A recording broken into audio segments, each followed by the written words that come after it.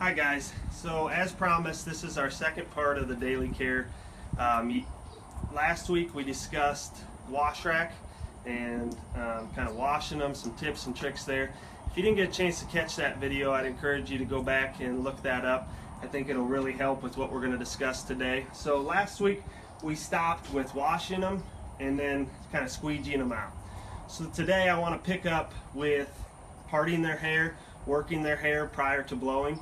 So a couple things, tools we'll need to do it. It's really soft, still works really good. And then I use a bunch of time, I will use a scrub brush. Now, just like what we use to wash them, I'll use that to groom them and when we're working that hair too. Now, we actually take two brushes and we'll label them. So we got one here that says wash rack and one that we use for actually working their hair. Because what you're gonna have happen is you're gonna have a hair and shampoo on one of them, and you can wash them off, but what we do is we just get a couple and we mark them accordingly and use them accordingly. So I'm going to use our rice root brush here today. I really like this brush. Now it's really important to part their hair correctly. So this one was just rinsed. You can still see there's water dripping off of her belly. We just got done washing her, and we need to part that hair right away. Now a lot of people, I'll get the question, we're just going to go back with a blower and we're going to blow all that water out. What's the point in actually parting this hair? So the reason we like to do this is if we don't, the hair will make its own path. It's going to make its own part. So down to this top line, if we don't make a perfect line down this spine and part that hair, what happens is that hair is going to make its own path. It's going to make its own part by default. So to get all the hair going in the right direction, we're going to have one uniform line down their spine, and then we're going to part this tail head down her side. So a good reference point to start at is right here, where this tail kind of comes in and makes this crease, where it makes the tail head. That's where I like to start. Now, what's real easy to do is to make your life a lot easier and to make that part a lot better, if you'll take this and go just to the point of her shoulder here and just kind of make it where it kind of comes back. So we're going to brush this hair kind of back just a little bit, and you'll stay with me. I'll explain why we're kind of doing this.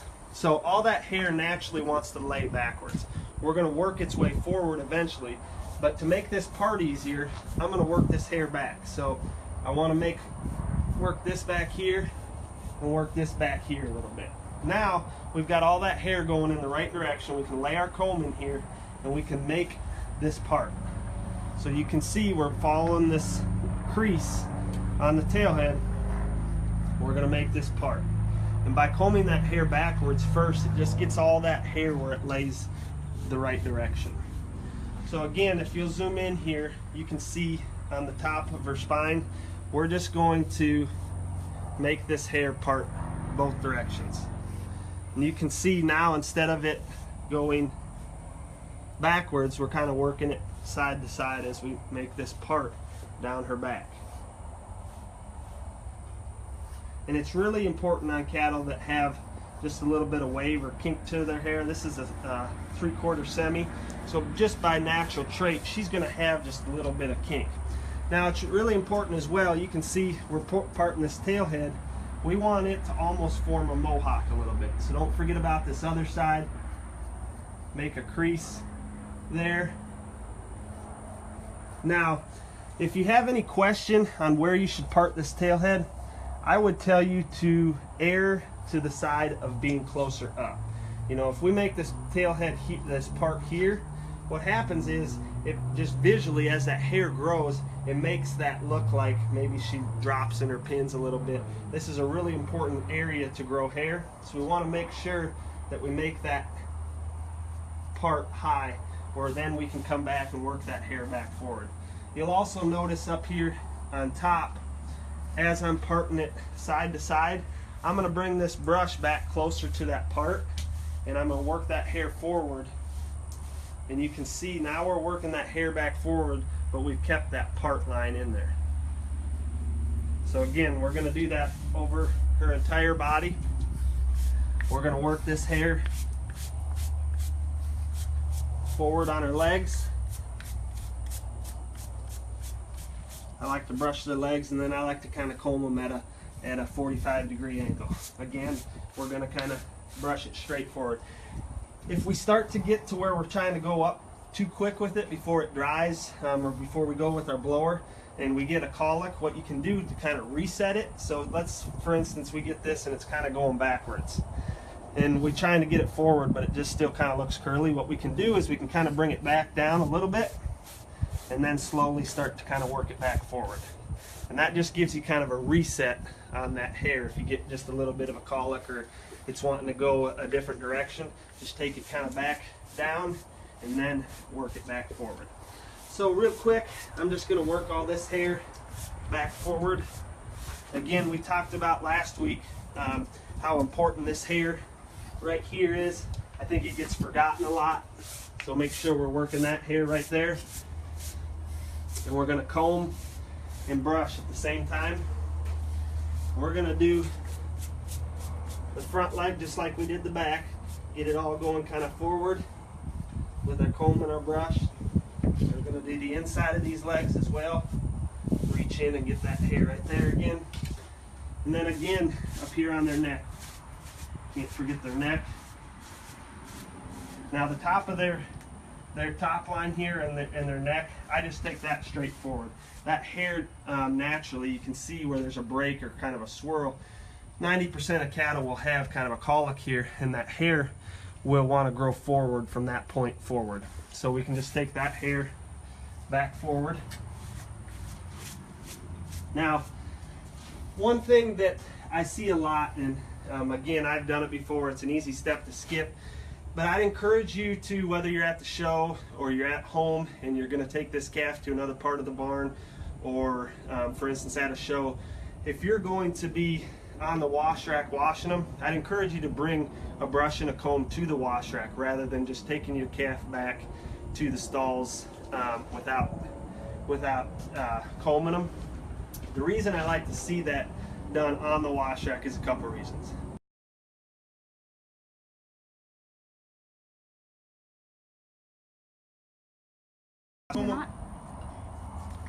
Okay, I think we're back. Sorry about that. The other reason I like to comb them on the wash rack is if you don't comb them on the wash rack and you take them back to your stall and that hair has, let's say for instance, it takes you a couple minutes to walk back to the stall.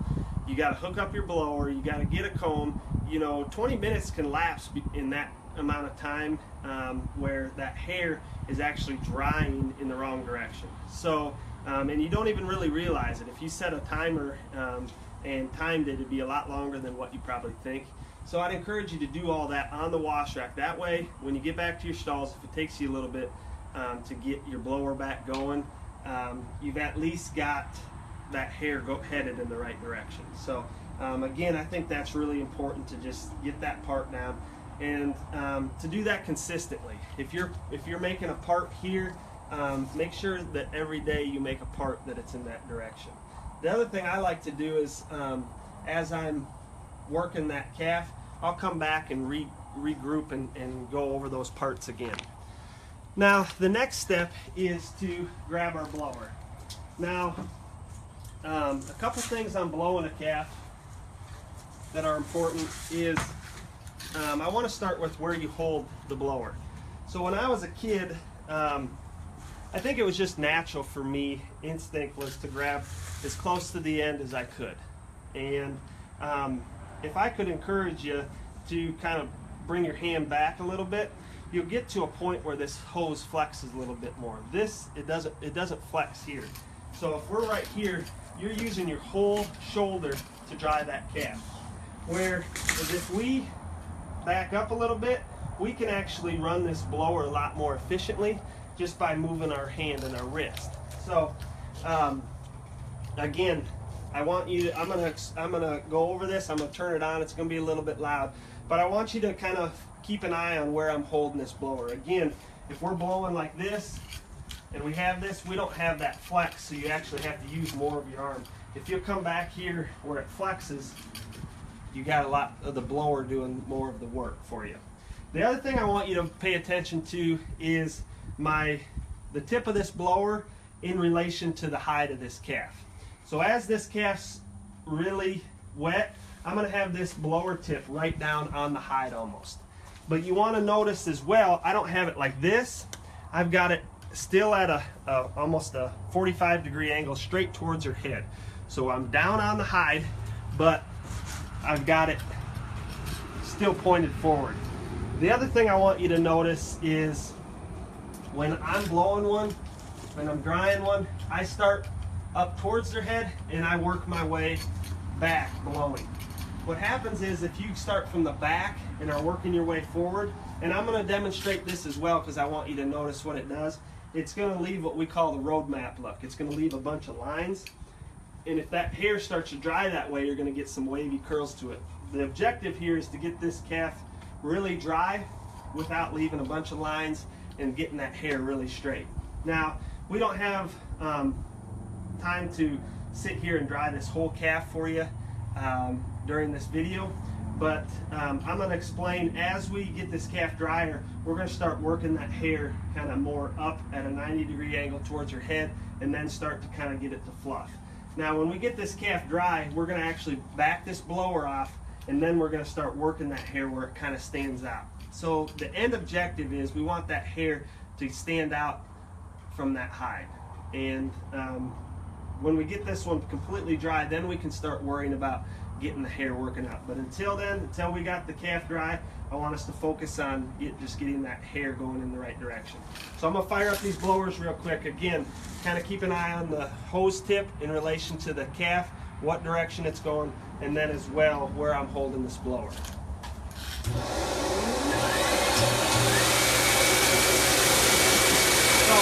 when I approach the calf with a blower, and I'll explain this again when I shut it off, but I just do it real light. If you just come in here and go right into them, it might scare them a little bit. So make sure you back off a little bit, come in kind of slow, make sure they know you're there, and then I'm going to start right here. I'm going to start right here.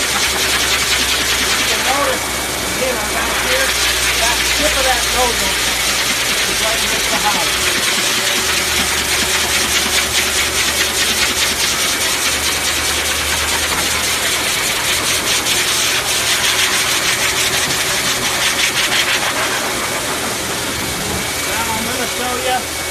What happens if you work from the back forward, when as you're going forward, you're going to leave some lines in your track.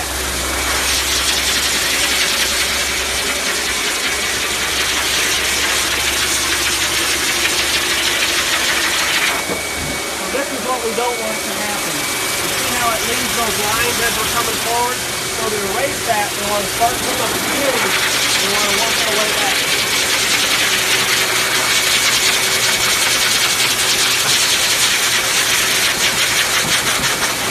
There's still lines here. You want to make sure that you work from the front to the back.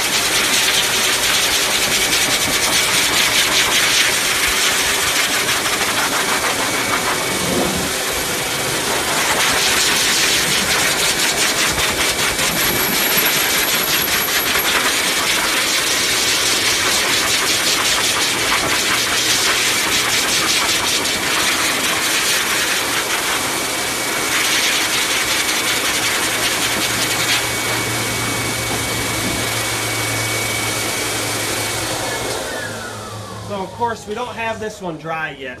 The other couple things that I want to kind of touch on is when we go to turn on the blower hose, I always want you to have this tip up in the air. What happens is if we have this tip down, you're going to blow the dirt, debris, bedding up on that calf. So whenever we're not using the blower and it's turned on, if we take a break or we decide to comb something again, always make sure we keep that tip up in the air as well. So again, we're going to finish drying this calf. When we get done, we're going to start to work that hair up a little bit. As you're blowing too, it's a good idea to kind of have a comb in your hand. You can kind of comb this calf. As you're blowing it, keep that hair going forward. You can come back here and part this. Now up here, we're going to blow this and it's going to mess up your part.